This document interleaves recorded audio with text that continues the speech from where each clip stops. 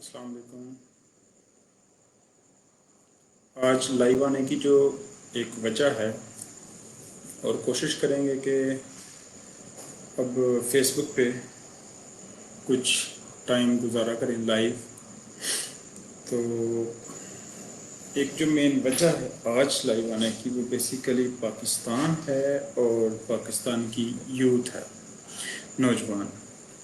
किस तरह से हम पाकिस्तान को देखते हैं आने वाले दिनों में आजकल, और किस तरह से पाकिस्तान जो है वो वर्क कर रहा है, पाकिस्तान की यूथ जो है उसको किस तरह से हम मोटिवेट कर रहे हैं, किस तरह का हम माइंड सेट दे रहे हैं।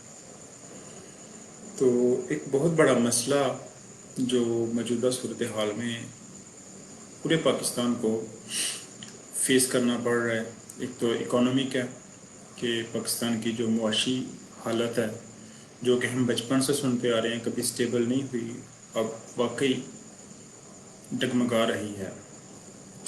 इसके साथ साथ जो दूसरी चीज़ है वो ये है कि हम इस तरह के हालात के लिए कितने प्रिपेयर्ड हैं, और तीसरी चीज़ हम जो अपने नौजवान हैं, यंग जनरेशन है, उसकी माइंड मैपिंग, ब्रेनस्टॉर्मिंग किस तरह कर रहे हैं। ये ऐसे इश्यूज़ हैं जिनके बारे में बात करना, सोचना हम सबका फ़र्ज़ भी है और हम सब पे लाजम भी है कि हम इनके बारे में सोचें और बात करें। आज ऐसे ही स्क्रॉलिंग करते हुए फेसबुक पे एक वीडियो मेरी नज़र से गुजरी जिसमें एक नौजवान लड़का एक मुर्गी को पाँव के नीचे रख के उसकी गर्दन काट रहा है छुरी से, और यकलहत शोर शराबे में उसने उसकी गर्दन काट के सर जुदा कर दिया उसके धड़ से, और अभी उस मुर्गी की पूरी जान भी नहीं निकली थी। तो जी वालेकुम सलाम अबर अजीज़ साहब, कैसे हैं आप? ठीक हैं। तो अभी उसकी जान भी नहीं निकली थी, तो क्या हुआ कि वो उसको हवा में उछालने लगा और उसकी बॉडी से जो ब्लड डिस्चार्ज हो रहा था वो सबके ऊपर भी गिर रहा था, और दूसरी चीज़ जो थी वो नारेबाजी लगा रहे थे, नारेबाजी कर रहे थे, और अजीब किस्म की एक फ़िज़ा कायम थी। तो इस दौरान मुझे बहुत सी बातें याद आ गईं और बहुत दिल को तकलीफ़ भी हुई कि हम किस तरफ जा रहे हैं बहसीयत मुसलमान, बहसीयत पाकिस्तानी कौम। हमारा जो डायरेक्शंस हैं वो किस तरफ मूव कर रही हैं। हमारे प्यारे नबी हज़रत मुहम्मद सल्लल्लाहु अलैहि वसल्लम ने हमें हुक्म दिया हुआ है कि आपने अगर किसी को ज़िबा करना है कुर्बानी के लिए या किसी हलाल जानवर को खाने के लिए आपने ज़िबा करना है तो उसको तेज़ धार छुरी से ज़िबा करो ताकि ज़िबा होते हुए उसको तकलीफ़ ना हो, और उसके ज़िबा करने का तरीक़ेकार भी बताया, कौन सी रग काटनी है, कितना हिस्सा काटना है और कब सर को धड़ से जुदा करना है। लेकिन उस नौजवान ने मस्ती में आके, सिर्फ पॉलिटिकल मस्ती में आकर उस मुर्गी का सर धड़ से ऐसे जुदा किया जैसे मंगोल करते थे। ठीक है, मंगोलों का ये शेवा था जानवरों के साथ इस तरह सलूक करना, इंसानों के साथ इस तरह सलूक करना, और फिर वो उसको उछाल रहा है। कहाँ गई हमारी तरबियत, कहाँ गई हमारी जो सियासी लीडरशिप है, कहाँ गई वो रियासत मदीना जिसका पिछले कई सालों से शोर मचाया जा रहा है। और डेफिनेटली ये जो भी चीज़ थी, ये जो भी मामला था जो इस वीडियो में दिखाया गया, वो बंदा मतलब कि पीटीआई के होगा ना, उसी की जमात का था, वही नारे लगा रहे थे और वही इलेक्शन जीतने की खुशी में मुर्गी का सर काट रहे थे और इस तरह काट रहे थे। तो ये जस्ट एक मुर्गी नहीं थी जिसका सर काट रहा था, वो एक तहजीब थी جس کا سر کاٹ رہا تھا وہ. اور مجھے اس چیز نے آج اتنا پریشان کیا کہ میں اس پہ بات کرنے کے لیے یہاں پہ لائیو آ گیا. لکھ بھی سکتا تھا، ٹھیک ہے، کالم کی شکل میں لکھتا اور پھر میں اس کو سوشل میڈیا پہ ڈال دیتا، اخبار میں ڈال دیتا. لیکن یہاں پہ بات کرنے کا بیسیکلی مقصد یہ ہے کہ زیادہ تر لوگ جو ہیں وہ سوشل میڈیا سے اٹیچڈ ہیں، تو زیادہ لوگوں تک شاید میرا پیغام چلا جائے. اس وقت نوجوان نسل کی تربیت کرنا، ان کو اخلاق سکھانا، ان کو تہذیب و تمدن کے قواعد سکھانا بہت ضروری ہے. ہم پاکستان کے حالات کو دیکھیں، جہاں ایک طرف ہمیں سیاسی بحران کو فیس کرنا پڑ رہا ہے، دوسری طرف ہمارا معاشی بحران جو ہے وہ تاریخ کی تمام حدیں توڑتا ہوا پیک پہ چلا گیا ہے. وہیں پہ آدھے سے زیادہ پاکستان سیلاب میں ڈوبا ہوا ہے. اور کیونکہ میں ٹیلی ویژن بہت زیادہ نہیں دیکھتا، تو میرے خیال سے جب بھی کبھی میں نے ٹیلی ویژن آن کیا ہے، دیکھا ہے، تو اس کے اوپر صرف یہی کہ وزیر اعلیٰ کا آج جو پنجاب کا وزیر اعلیٰ وہ کون ہے، آج اسپیکر کون بنے گا، آج فلاں کیا ہوگا، سوائے 2-3 جماعتوں کے، پولیٹیکل جماعتوں کے لڑائی جھگڑے کے، مجھے ٹیلی ویژن کے اوپر، الیکٹرانک میڈیا کے اوپر کسی قسم کی کوئی ایسی خبر نہیں دکھائی دی. بلوچستان ڈوبا ہوا ہے، سیلاب میں ڈوبا ہوا ہے، ہمیں کوئی پرواہ نہیں. بلکہ ہمارا جو میڈیا ہے وہ کافی حد تک تماشا لگا کے بیٹھا ہوا ہے. پروگرام چل رہے ہیں، ڈمیز آ رہی ہیں پروگرام میں، اور وہ الٹے سیدھے مطلب کومنٹس، ڈکٹیٹس اور ڈسکشنز چل رہی ہیں. لیکن مجال ہے کہ کسی بندے نے اس چیز پہ بات اٹھائی ہو. کون سا ہمارا مر ہے؟ میں یہاں بیٹھا ہوں، تو اگر میں یہاں بیٹھا ہوں اور میں کہوں کہ کون سا کہ میرا مر رہا ہے، بلوچستان میں مار رہے ہیں لوگ، مرے، مجھے کیا؟ نہیں. Being a Muslim, being a Pakistani, مجھے تکلیف ہوتی ہے، مجھے پریشانی ہوتی ہے، تو میں آواز اٹھانے کے لیے یہاں پہ آ کے بیٹھ گیا کہ میرے پاس آواز اٹھانے کے لیے اس وقت یہی ایک ذریعہ ہے. I don't know what happened next. لیکن یہ بات قابل غور ہے کہ ہم تماشبین بن چکے ہیں. ہم اپنی تربیت، اپنی تمدن، جو ہماری اسلامی اقدار تھیں، ہم ان کو کھو چکے ہیں. ہم نے ملک کا اپنے ہاتھوں سے بیڑا غرق کر دیا ہے. 75 سال ہو گئے پاکستان کو بنے ہوئے. 75 سال کے بعد ہم گولڈن جوبلی منانے جا رہے ہیں، اور انٹرنیشنل ورلڈ میں، بین الاقوامی سطح پہ دیکھیں، دنیا میں پاکستان اس وقت کس سٹیج پہ کھڑا ہے.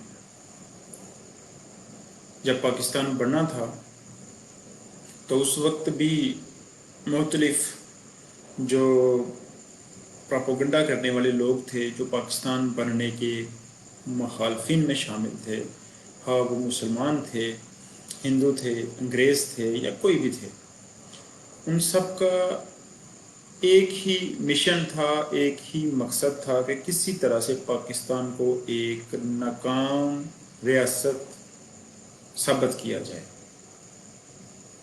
اور اس کے لیے قائد اعظم محمد علی جناح رحمۃ اللہ تعالی علیہ آپ کی وفات کے بعد، جب چودھری جناب نوابزدہ لیاقت علی خان صاحب کو قتل کر دیا گیا، تو اس کے بعد پاکستان کی جو پولیٹیکل کنڈیشن تھی وہ سٹیبل نہ ہو سکی، اور مسلسل وزیر اعظموں کی تبدیلیوں کی وجہ سے جب جنرل ایوب خان نے پاکستان میں پہلا مارشل لا لگایا، تو کچھ ٹائم پیریڈ کے لیے چاہے ظاہری سٹیبلٹی تو آئی، لیکن جب وہ مارشل لا ختم ہوا اور جب پہلی جمہوری حکومت آئی پاکستان میں تو اس نے پاکستان کو 2 لخت کر دیا، 2 ٹکڑے کر دیا، اور دوسرا ٹکڑا جو پاکستان کا تھا وہ پاکستان سے ہمیشہ کے لیے جدا ہو کے بنگلہ دیش کی جدوی نمودار ہوا۔ تو یہ پولیٹیکل جو انسٹیبلٹی ہے، پولیٹیکل سیاسی بحران جو ہے، یہ پاکستان کے لیے ہمیشہ ہی برا رہا، اور اس کے پیچھے ہندو مسلسل، اسپیشلی ہندوستان جو ہے، انڈین گورنمنٹ، یہ مسلسل پچھلے 75 سال سے اس چیز پہ کام کر رہے تھے، اور آج 75 سال کے بعد وہ ہمیں دنیا میں ایک ڈیفالٹ اسٹیٹ کی شکل میں ریپرزینٹ کر رہے ہیں۔ پاکستان کو اللہ تعالیٰ نے کون سا ایسا جو قدرتی وسائل ہیں ان سے نہیں نوازا، لیکن اس کے باوجود پاکستان آج ایک ڈیفالٹ اسٹیٹ کی شکل میں ڈگمگا رہا ہے۔ آئی ڈونٹ نو، اللہ نہ کرے کہ پاکستان ڈیفالٹ ہو، لیکن پاکستان کے اوپر اس وقت اس قدر قرضے چڑھے ہوئے ہیں کہ اگر لوگ اپنے جو ممالک جنہوں نے قرضے دیے ہیں پاکستان کو، وہ ڈیمانڈ کرنے لگ پڑیں، وہ توڑ دیں سارے جو معاہدے ہیں، تو پاکستان کیا کرے گا؟ ہمارا کیا امیج رہے گا بینگ اے پاکستانی دنیا میں؟ لیکن ہم نے کبھی ان چیزوں کے بارے میں نہیں سوچا، نہیں سمجھا کہ ہم آنے والی نسلوں کو کیسا پاکستان دیں گے۔ تو میرے خیال سے یہ وہ چیزیں ہیں جن کے بارے میں یوتھ کو آگاہ کرنا بہت ضروری ہے۔